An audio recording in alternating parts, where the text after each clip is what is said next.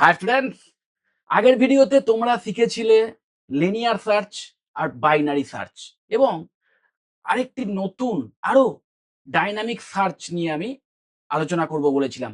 তো একবার আগের ভিডিওর ব্যাপারগুলো একটু ঝালিয়ে নিই যাতে তোমাদের ব্যাপারটা একটু মনে পড়ে, তাহলে কিনা এই নতুন ডাইনামিক ওয়েতে কিভাবে কম্পিউটার সার্চ করে সেটাও তোমরা বুঝতে পারবে। তো দেখতেই পাচ্ছ একটি স্টুডেন্টদের নামের লিস্ট রয়েছে এবং এই স্টুডেন্টদের নাম দেখেই বুঝতে পারছো যে কোনো রকম অর্ডারে নেই।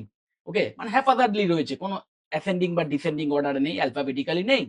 তো এক্ষেত্রে কম্পিউটারের কাছে একমাত্র ওয়ে কি না, একটার পর একটা দেখা একদম প্রথম থেকে। মানে যদি আমি এখানে রোহন ঘোষকে খুঁজতে চাই, তাহলে কম্পিউটার কি করবে, প্রথমটা দেখবে পেল না, পরেরটা দেখবে পেল না, পরেরটা দেখবে পেল না, পরেরটা দেখবে পেল না, এবং তারপরে রোহন ঘোষকে যেই পেয়ে যাবে তখনই কিন্তু কম্পিউটার ফাইন্ড বলে দেখিয়ে দেবে, মানে সোজা কথায় রোহন ঘোষকে পেয়েছে বলে রেজাল্ট শো করে দেবে। এবং এইভাবে একটার পর একটা যে সার্চ করার অ্যালগোরিদম সেটাকে বলা হয় লিনিয়ার সার্চ।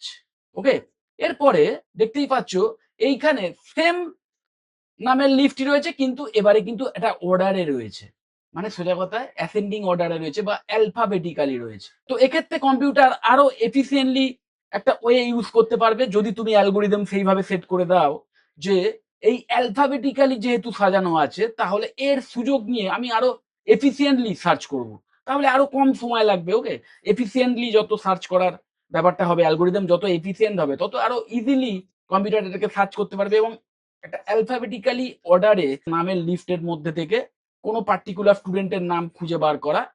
সে এই রোহন ঘোষকেই আমরা খুঁজে বার করতে চাই, তাহলে বেস্ট ওয়ে কি হবে না, একদম মিডিল পোর্শনটায় দেখা, ডিকশনারির মতো। ঠিক ডিকশনারিতে নাম খোঁজার সময় আমরা যেমন মিডিলে চলে যাই, তো একদম মিডিল এরিয়াতে চলে যাবে। এবং দেখতেই পাচ্ছ এখানে প্রিয়া সেন রয়েছে, প্রিয়া সেনের নাম শুরু হচ্ছে পি দিয়ে, কিন্তু আমাকে খুঁজতে হবে রোহন ঘোষ। তো রোহন ঘোষের নাম শুরু হচ্ছে আর দিয়ে, তো আর পি এর পরে আছে। তো তার ফলে হবে কি, এই প্রিয়া সেন থেকে শুরু করে আর পুরো ওপরের যে পোর্শনটা আর কিন্তু সে চেকই করবে না, বাদ বাকি যে পোর্শনটা রয়েছে, মানে সোজা কথায় রাহুল দাস থেকে আর স্নেহা পাল অব্দি যে এরিয়াটা, সেইটুকুকে আবার ডিভাইড করবে, মানে হাফ করবে, এবং হাফ এরিয়াতে গিয়ে এইরকম জায়গায় রোহন ঘোষকে সে পেয়ে যাবে, মানে আরো ইজিলি কিন্তু পেয়ে গেল। মানে একটার পর একটা খুঁজতে আর হলো না, জাস্ট প্রতিটা লিফটকে দুটো ভাগে ভাগ করলো এবং মিডিল পোর্শনে গিয়ে দেখলো যে যেটাকে খুঁজতে চাইছে, যে নামটাকে খুঁজতে চাইছে, সেটা তার আগে আছে না পরে আছে, এবং এইভাবে সেটাকে আবার বাদ দিয়ে একই জিনিস রিপিট করতে করতে খুব ইজিলি পেয়ে গেল, অনেক এফিসিয়েন্টলি পেয়ে গেল। এবং এইভাবে সার্চ করার যে অ্যালগোরিদম সেটাকে বলা হয় বাইনারি সার্চ। ওকে, তো এরপরে কল্পনা করো আরেকটি লিফট রয়েছে, যে লিফটে নামগুলি এইভাবে হ্যাপাজার্ডলি রয়েছে। ওকে, মানে কোনো রকম অর্ডারে নেই, দেখতেই পাচ্ছ রাহুল দাস, প্রিয়া সেন, অর্জুন রয়, স্নেহা পাল, মানে কোনো অ্যালফাবেটিক্যালি অর্ডারে নেই।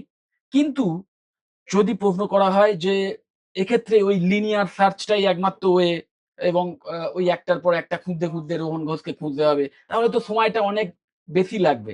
তো কম্পিউটারের কাছে কি আরো বেটার কোনো ওয়ে আছে, আরো বেটার কোনো অ্যালগোরিদম কি আছে সার্চের, যার মাধ্যমে এই সার্চিংটা আরো মানে বেটার ওয়েতে আরো তাড়াতাড়ি করা যায়? ইয়েস, আছে।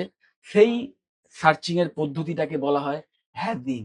তো এই হ্যাডিং এর ক্ষেত্রে নিয়ম হচ্ছে প্রতিটা নামের জন্য একটি করে ইউনিক আইডি রাখতে হবে। দেখতেই পাচ্ছ এখানে প্রতিটা নামের আগে একটি করে স্টুডেন্ট আইডি রয়েছে এবং যেটা কিনা ইউনিক। তো তোমাদেরকে সহজভাবে যদি বোঝাই, তাহলে হ্যাশ ফাংশন এখানে এমনটা হতেই পারে যে স্টুডেন্ট আইডি ডিভাইডেড বাই 10 এবং যে রিমাইন্ডারটা থাকবে সেটা হচ্ছে বক্স নাম্বার। মানে বক্স নাম্বার মানে যেখানে সেই স্টুডেন্টের নামটা স্টোর থাকবে। ওকে, মানে সহজ কথায় যদি বলি, এই রোহন ঘোষের যে ইউনিক আইডি ছিল 1005, তো তাকে যদি তুমি ডিভাইড করো 10 দিয়ে, দেখতেই পাচ্ছ 10 দিয়ে, তাহলে যে রিমাইন্ডার পড়ে থাকবে সেটা হচ্ছে 5, এবং এক্ষেত্রে এই বক্স 5 এই কিন্তু রোহন ঘোষকে রাখা হবে।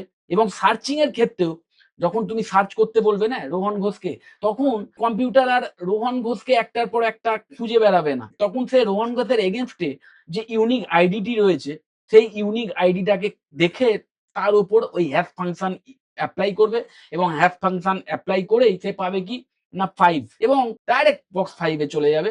মানে আগের অন্যান্য যত বক্স আছে সেই বক্সগুলো আর দেখবেই না, ডাইরেক্ট সেই বক্সে চলে যাবে এবং রোহন ঘোষকে একবারেই খুঁজে পাবে। তো বুঝতেই পারছো এক্ষেত্রে সার্চিংটা আরো অনেক বেশি এফিসিয়েন্ট হয়ে গেল। এখানে নয় সামান্য কয়েকজনের নাম ছিল, কিন্তু কল্পনা করো যদি কয়েক লক্ষ নাম থাকে এবং সেক্ষেত্রেও যদি কম্পিউটারকে কোনো নাম খুঁজে বার করতে বলা হতো এবং যদি হ্যাশিং ইউজ করতে, তাহলে কম্পিউটার সেক্ষেত্রেও কিন্তু সেই নামের এগেইনস্টে যে ইউনিক নাম্বার থাকবে, সেই ইউনিক নাম্বারের ওপর হ্যাশ ফাংশন ইউজ করে সে কিন্তু ওই বক্স নাম্বারটা খুঁজে বার করে নেবে এবং বক্স নাম্বার একবার যদি সে পেয়ে যায় সঙ্গে সঙ্গে ডাইরেক্টলি সে সেই বক্সে চলে যাবে এবং সেখানেই কিন্তু সে তার যে রেজাল্ট সেটা পেয়ে যাবে। সো অনেক এফিসিয়েন্টলি সার্চের একটি অপশন এই হ্যাশিং। তো বুঝতেই পারছো এইভাবেই কিন্তু অ্যালগরিদমের বিভিন্ন টেকনিক ইউজ করা হয় বিভিন্ন ক্ষেত্রে এবং একটা অ্যালগরিদমের ইউসেজ এক রকম এবং একটা অ্যালগরিদম একটা ক্ষেত্রে ইউজ করা হয়।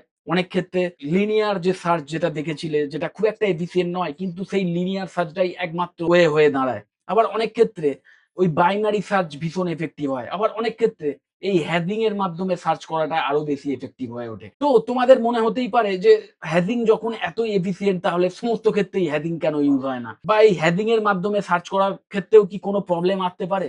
তো সেক্ষেত্রে তোমাদের যদি বলি, দেখতেই পাচ্ছ এখানে আরো একটি নতুন স্টুডেন্টকে আমি এড করলাম। নাম কিনা রবিন মিশ্র এবং এই রবিন মিশ্রর স্টুডেন্ট আইডি কি না 3004। এবার কি প্রবলেমটা হবে দেখো। 3004 ডিভাইডেড বাই 10 এবং সেক্ষেত্রে রিমাইন্ডার কি হবে? কারণ হ্যাশ ফাংশন ইউজ করলে সেম হ্যাশ ফাংশন এক্ষেত্রেও ইউজ হবে এবং সেম হ্যাশ ফাংশন যদি ইউজ হয় তাহলে 3004 কেও 10 দিয়ে ডিভাইড করতে হবে এবং তখন রিমাইন্ডার এসে যাবে 4 এবং রিমাইন্ডার যদি 4 হয় তাহলে সেই বক্স 4 যাবে। অথচ তোমাদের নিশ্চয়ই মনে আছে স্নেহা পাল বলে একটি স্টুডেন্ট ছিল যার স্টুডেন্ট আইডি ছিল 1004 এবং এই স্নেহা পালের যে স্টুডেন্ট আইডি তার উপরও যদি হ্যাশ ফাংশন ইউজ করা হয় সেক্ষেত্রেও দেখা যাবে রিমাইন্ডার 4 এবং সেক্ষেত্রেও বক্স 4 কিন্তু আসতে হবে এবং বুঝতেই পারছো তখন হবে কি না বক্স 4 স্নেহা পাল এবং রবিন মিশ্র দুটিই চলে আসবে এবং এই যে প্রবলেম বা এই যে সিনারিও এটাকে কিন্তু কলিশন বলা হয়।